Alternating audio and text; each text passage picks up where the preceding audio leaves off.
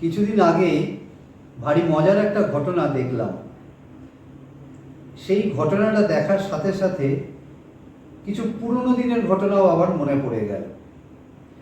আসলে একটা 14-15 জনের গ্রুপ ছবি তুলছিল। পাশেই একটা জায়গায় আমিও দাঁড়িয়েছিলাম। আমি ওই গ্রুপের সাথে ছিলাম না, কিন্তু ওদের ছবি তোলাটা বেশ উপভোগ করছিলাম।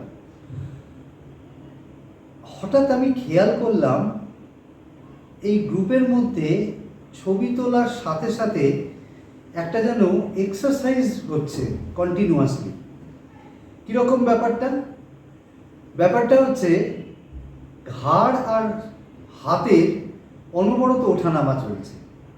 মানে ছবি তুলছে, তারপরে আবার দেখছে, আবার ছবি তুলছে, আবার দেখছে। এইটা পাশ থেকে যদি আমি দেখি, প্রায় 14-15 জনের একটা ছেলে মেয়েদের দল করছে, দেখে একটা কীরকম অদ্ভুত লাগলো। আসলে এখন তো সবাই ডিজিটাল ক্যামেরা ইউজ করে। এখন এই ডিজিটাল ক্যামেরাতে ছবি তোলার পরই একটা স্বাভাবিক প্রবণতা হচ্ছে যে ছবিটা কেমন হলো সেটা ক্যামেরার পেছনের স্ক্রিনে একবার দেখি আমরা। এটা আমরা সবাই করি, আমিও করি। কিন্তু এটা অনবরত যখন হতে থাকে আর একটা বড় গ্রুপে সবাই মিলে যখন করে, তখন দেখবেন ব্যাপারটা দেখতে খুব মজাদার হয়। তো আমিও সেদিনকে এই মজাটা বেশ উপভোগ করছিলাম। কিন্তু তার সাথে একটা জিনিস উপলব্ধি করলাম, এই ছবি তোলা আর দেখার মধ্যে এখন কয়েকটা মুহূর্তের শুধু ফারাক। আপনি যেই মুহূর্তে ছবি তুলছেন তার কয়েক মুহূর্ত পরেই আপনি কিন্তু সেই ছবিটা দেখছেন। দেখার পরে যদি মনে হয় যে ঠিক হয়নি, তাহলে আপনি আবার তুলছেন, আবার দেখছেন, আবার তুলছেন, আবার দেখছেন। আবার যদি মনে হয় ঠিক হয়েছে, তাহলে আরেকটু ভালো করা যায় কিনা তার জন্য আবার তুলছেন, আবার দেখছেন। তাহলে এইটা একটা অনবরত পদ্ধতি, যেটা আমাদের ছবি তোলার সাথে এখন ভীষণভাবে যুক্ত হয়ে গেছে।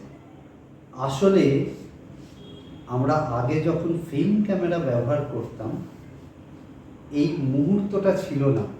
এটা ছিল একটা দীর্ঘ সময়, মানে ছবি তোলার পরে ছবি দেখা পর্যন্ত একটা বিশাল বড় সময় ছিল। কারণ তখন তো আর ছবি তুলে দেখা যেত না।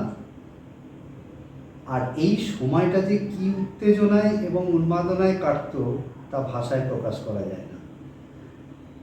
একটা ফিল্ম কেনা হতো, ছবি তোলার শুরু হতো, ফিল্মটা লাগানো থেকে ক্যামেরাতে এই উত্তেজনার পারদ চড়তে শুরু করতো। তারপর তো ছবি তোলার মধ্যে ঢুকে যাওয়া হলো, একটু একটু করে ছবি তোলা হচ্ছে। ওই তো 35-36টা ছবি তোলা যাবে, খুব বেশি হলে টেনে 37-38টা। এই ছবি তোলার প্রসেসটা কিন্তু অনেকটা সময় ধরে হতো। কখনো বা 15 দিন, 1 মাস, 2 মাস, 2.5 মাস, এমনও হয়েছে 3 মাস। ফিল্ম ভরার পরে 3 মাস পরে সেটা শেষ হয়েছে এবং ডেভেলপ বা প্রিন্ট করতে নেওয়ার জন্য বার করা হয়েছে। তাহলে প্রথম ছবিটা যখন তোলা হয়েছে আর 36 কি 37তম ছবিটা যখন তোলা হয়েছে, এই পুরো সময়টা কিন্তু আমরা একটা অন্ধকারের মধ্যে আছি, একটা অজানা জগতে আছি। কি তুলেছি, ঠিক তুলেছি না ভুল তুলেছি, না চমৎকার তুলেছি, না একেবারেই গন্ডগোল করেছি, খুব একটা ধারণা সেটা থাকতো না। যত আপনি নভিস পর্যায়ে থাকবেন তখন তত ধারণা কম।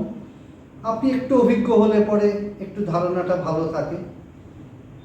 এই সময়টাকে আমরা তখন কিন্তু মনের এই দোলাচলটার মধ্যে দিয়ে কাটাতাম।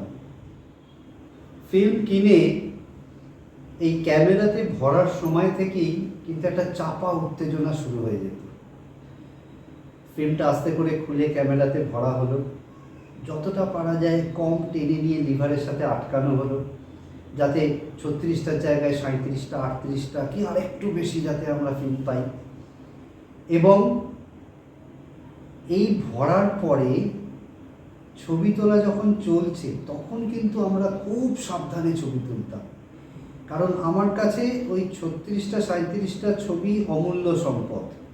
এর মধ্যে যেটুকু ঠিক হবে সেটাই আমার রত্ন, যেটুকু ভুল হবে সেটা পুরোটাই ফেলে দেওয়া, মাঝখানে দেখা ডিলিট করে আবার তোলার কোনো সুযোগ নেই।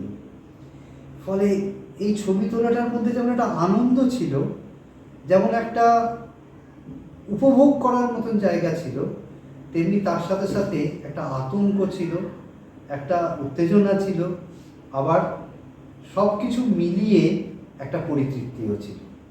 এবার এই ছবি তুলতে তুলতে যত আমরা শেষের দিকে যেতাম তত কিন্তু এই ভয়টা ক্রমশ গাঢ় হতো, কারণ একটু ভুল হয়তো ফিল্মটা ছিঁড়ে গেল বা কোনোভাবে নষ্ট হয়ে গেল, তাহলে পুরো আগের কাজ অনেক সময় হারিয়ে যেত, আর সেগুলোকে বার করা যেত না, বা যেত খুব কষ্ট করে বার করতে হতো, তাতে অনেকটাই নষ্ট হতো, কিছুটা হয়তো বেরোতো।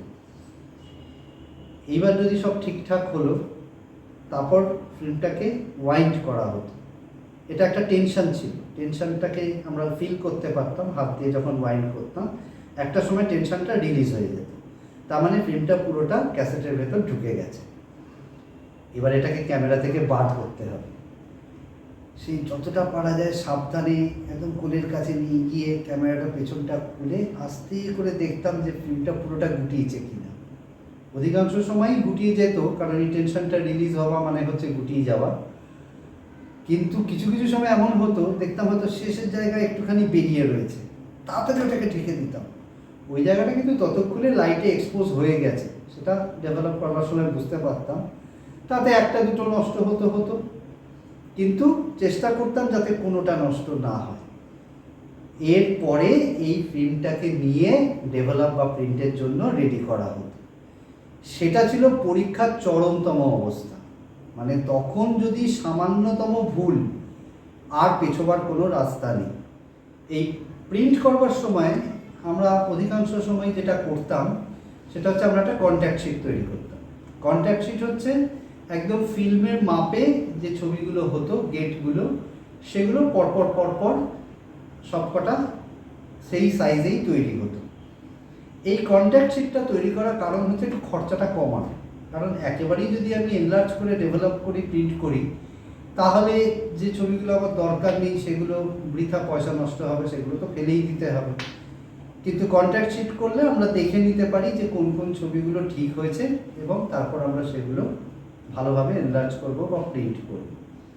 এই কন্ট্যাক্ট শিট তৈরি করার পরে আমরা এরকম একটা আতশ কাচ দিয়ে এটাকে দেখতাম, কারণ ছবিগুলো তো খুব ছোটো ছোটো গেটের ছিল, সেগুলোকে ডিটেলসটা দেখার জন্য আতশ কাচ দিয়ে আমরা বড় করে ছবিটাকে ভালো করে খুঁটিয়ে দেখতাম।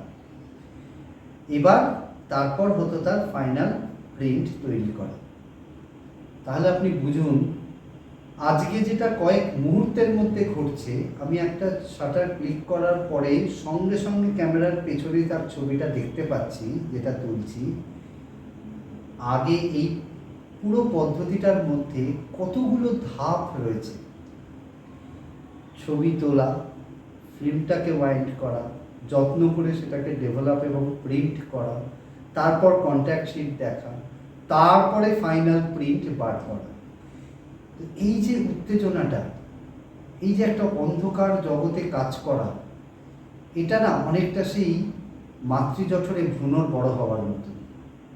এই যে 10 মাস সময় আমরা জানি না কি হবে, কতটা সফলতার সাথে আমরা এই সময়টাকে অতিক্রম করতে পারব। যদি পারি তাহলে একদিন মায়ের কোলে চাঁদের হাসি নিয়ে যেরকম শিশু আসে, সেরকম আমাদের হাতেও সেই প্রিন্টটা তৈরি হতো। আর যদি না হতো তাহলে কি যে খারাপ লাগতো। শুধু যে পয়সা নষ্ট হয়েছে তা নয়, এর পেছনে যে পরিশ্রমটা আছে, যে স্বপ্নটা আছে, যে ভালো লাগাটা আছে, যে প্ল্যান পরিকল্পনাটা আছে, সেগুলো সব তো মাঠে মারা যাবে। কিন্তু আজকের দিনে দাঁড়িয়ে মনে হয় এই যে একটা অচেনা আতঙ্ক, এই যে একটা উত্তেজনা, এই যে একটা কি হয় ব্যাপার, এটাও না বেশ একটা উপলব্ধি করার মতন জিনিস, বেশ উপভোগ করার মতন জিনিস। আজকের জেনারেশন এই পিরিয়ডটার মধ্যে দিয়ে তো যাচ্ছে না। তারা বুঝতেই পারছে না যে একটা ছবি তৈরি করার পেছনে বা একটা ছবি করার জন্য যে ইনভলভমেন্ট, যেভাবে আমরা লেগে থাকতাম, সেটা কতখানি গুরুত্বপূর্ণ ছিল। আজকে একটা ছবি তোলা আর দেখার মধ্যেই শেষ।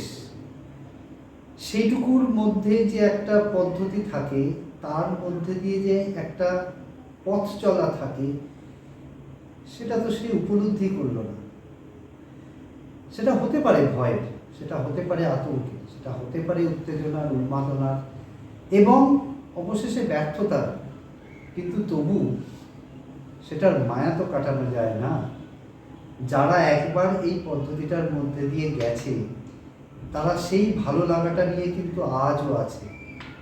তাই আজকে এই কথাগুলো আপনাদের সাথে বললাম বা আপনাদের সাথে শেয়ার করলাম এই কারণেই, সেদিনের এই গ্রুপটার এই অ্যাক্টিভিটিটা দেখার পরে আমাদের নিজেদের সেই সময়টার কথা মনে পড়ে গেল, যখন আমরা এই দীর্ঘ পদ্ধতির মধ্যে দিয়ে গিয়ে একটা ছবিকে নিজের হাতে তুলে নিতাম। ভালো হলে সেটাকে বুকে জড়িয়ে ধরতাম, আর খারাপ হলে ফেলতে পারতাম না, পড়ে থাকতাম, কি আর করবো।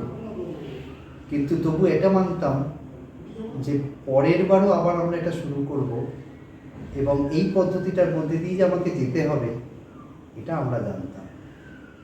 ফিল্ম ক্যামেরার জামানা আর ডিজিটাল ক্যামেরার জামানার মধ্যে অনেক তো পরিবর্তন হয়ে গেছে, কিন্তু সেদিনের এই ঘটনাটার পরে ফিল্ম ক্যামেরার সময়ের এই যে কথাগুলো মনে পড়লো, যেগুলো আপনাদের সাথে আজকে শেয়ার করলাম, আমার মনে হয় এটা আপনারা যারা ফিল্ম ক্যামেরায় এর আগে ব্যবহার করেছেন তারা খুব ভালোভাবেই উপলব্ধি করতে পারবেন, আর যারা ডিজিটাল ক্যামেরা ব্যবহার করছেন তারা অনুভব করতে পারবেন যে তখন কীরকমভাবে আমরা কাজ করতে পারতাম।